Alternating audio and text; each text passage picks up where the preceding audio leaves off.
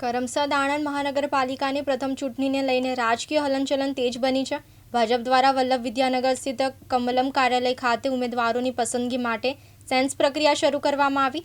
નવનિર્મિત કરમસદ આણંદ મહાનગરપાલિકાની પ્રથમ ચૂંટણી પહેલા ભાજપ દ્વારા ઉમેદવારોની પસંદગી માટે સેન્સ પ્રક્રિયા હાથ ધરવામાં આવી છે।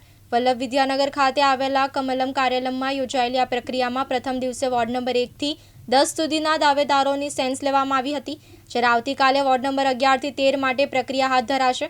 પ્રદેશ ભાજપ દ્વારા નિયુક્ત નિરીક્ષકોની પેનલમાં શબ્દશરણ તડવી, લલિત વેકડિયા અને ભાવિનીબેન પટેલ સામેલ રહ્યા હતા, જેમણે દાવેદારો સાથે સીધી વાતચીત કરી તેમની રજૂઆત સાંભળી હતી। મહાનગરપાલિકા તરીકેનો દરજ્જો મળ્યા કોર્પોરેટર બનવા માટે કાર્યકરોમાં ભાર ઉત્સાહ જોવા મળી રહ્યો છે। યુવા ચહેરાઓથી લઈને પૂર્વ નગરસેવકો સુધીના અનેક દાવેદારો બાયોડેટા સાથે સેન્સ પ્રક્રિયામાં જોડાયા હતા। સેન્સ પ્રક્રિયા પૂર્ણ થયા બાદ નિરીક્ષકો રિપોર્ટ તૈયાર કરી પ્રદેશ ભાજપ હાઈકમાન્ડને સોંપશે, જેના આધારે ઉમેદવારોની અંતિમ પસંદગી કરવામાં આવશે। આગામી સામાન્ય ચૂંટણીઓમાં આણંદ મહાનગરપાલિકા, આણંદ જિલ્લા પંચાયત, આણંદ જિલ્લાની તમામ નગરપાલિકાઓ અને તાલુકા પંચાયતની જે ચૂંટણી યોજાવાની છે એમાં ભારતીય જનતા પાર્ટીના ઉમેદવાર તરીકે ઈચ્છુક કાર્યકર્તાઓને સાંભળવા માટેની સેન્સ પ્રક્રિયા આજે આણંદ જિલ્લામાં શરૂ કરવામાં આવી છે।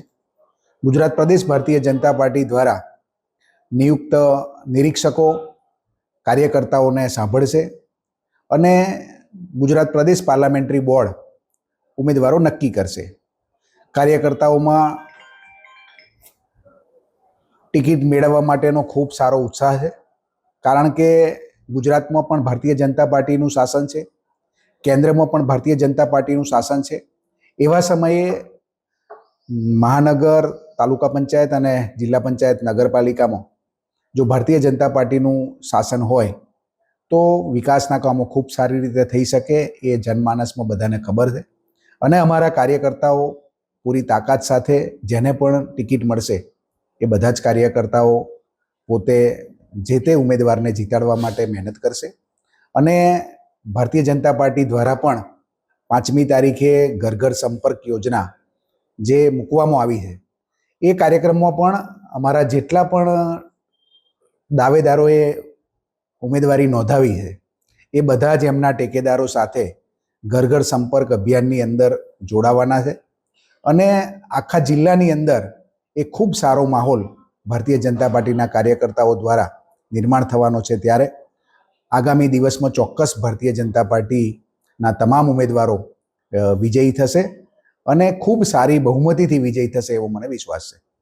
સ્થાનિક સ્વરાજ્યની જ્યારે ચૂંટણીઓ આવી રહી છે ત્યારે બોટાદ જિલ્લાની અંદર 4 તાલુકા પંચાયત, 2 નગરપાલિકા અને જિલ્લા પંચાયતની જ્યારે ચૂંટણીઓ છે ત્યારે આવનારી ચૂંટણીની અંદર ભારતીય જનતા પાર્ટીની અંદર જે ઉત્સુક લડવા માગે છે તેવા દાવેદારો આજે બોટાદ સાળંગપુર ખાતે રાણપુર તાલુકા પંચાયત, બરવાળા તાલુકા પંચાયત અને બરવાળા નગરપાલિકા જ્યારે પ્રદેશ દ્વારા નિરીક્ષકોની જવાબદારી સોંપવામાં આવી છે અને ભારતીય જનતા પાર્ટીની અંદર જે લડવાના માટેના જે કાર્યકરો જે દાવો કરી રહ્યા છે તેને નિરીક્ષકો સમક્ષ પોતાનો દાવો રજૂ કરી રહ્યા છે। કોણ નિરીક્ષકો છે અને ઉમેદવારો કેવા પ્રમાણે કેટલી સંખ્યામાં છે? પ્રદેશ દ્વારા પ્રદેશના હોદ્દેદારો દ્વારા જે નિરીક્ષકો જે અહીંયા બોટાદની અંદર આવ્યા છે ત્યારે ભારતીય જનતા પાર્ટીના કાર્યકર્તાઓ પોતે પોતપોતાના સીટની અંદર તાલુકા પંચાયત હોય કે જિલ્લા પંચાયત કે નગરપાલિકા પોતાનો દાવો ખૂબ બહોળી સંખ્યાની અંદર રજૂ કરી રહ્યા છે। નિરીક્ષકોમાં કોણ કોણ છે? નિરીક્ષકોની અંદર પ્રદેશ દ્વારા જેને જવાબદારી સોંપી છે તેની અંદર રાજુભાઈ ધ્રુવ છે, ભાવિશાબેન પટેલ છે અને નરેન્દ્રભાઈ પુરોહિત, જેને પ્રદેશ દ્વારા બોટાદ જિલ્લાની જવાબદારી સોંપી। બરાબર, એક તાલુકા પંચાયત, જિલ્લા પંચાયત, નગરપાલિકામાં બેઠક દેગામ અંદાજે કેટલાક દાવેદારો થવાના છે અંદાજે? ભારતીય જનતા પાર્ટીની અંદર આજે લડવા માટે ખૂબ મોટી સંખ્યાની અંદર કાર્યકર્તાઓ પોતાનો દાવો કરી રહ્યા છે। ચિરાગ સૈયદ, દિવ્યાંગ ન્યૂઝ, આણંદ।